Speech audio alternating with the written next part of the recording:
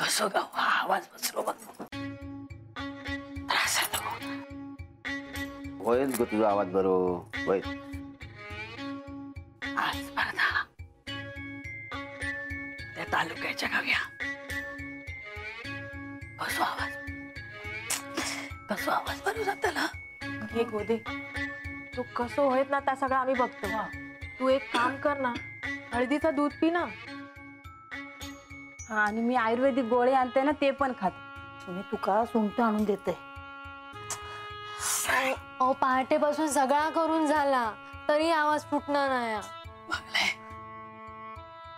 तू जरा गप रह बोलू नको घसो दुखता ना तुझं मनानं सांगताय ना काय सविताक सांगा आगे पण तालुक्यात जाऊन हरण्यापेक्षा सविता काय मला बरा वाटत पण आहे जाते मी निरोप देते काय आवाजा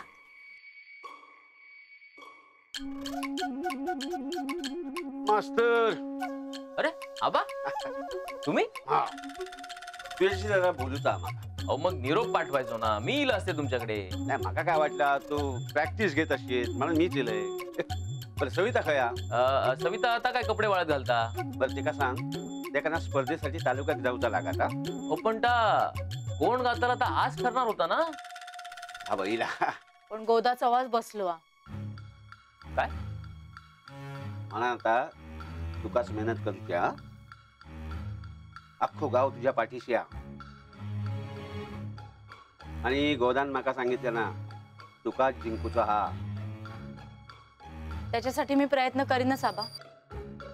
पण आजची स्पर्धा जिंकून दाखवीन हा पण ते गोदा ते का गाऊचाच लागेल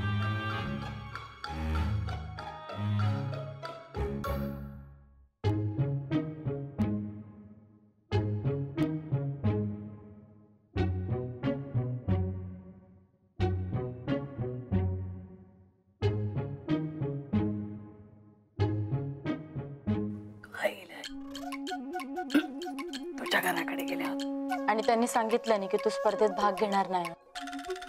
आवाज बघ ना आताले कसा गोदे तू हार मानलंस इतक्यात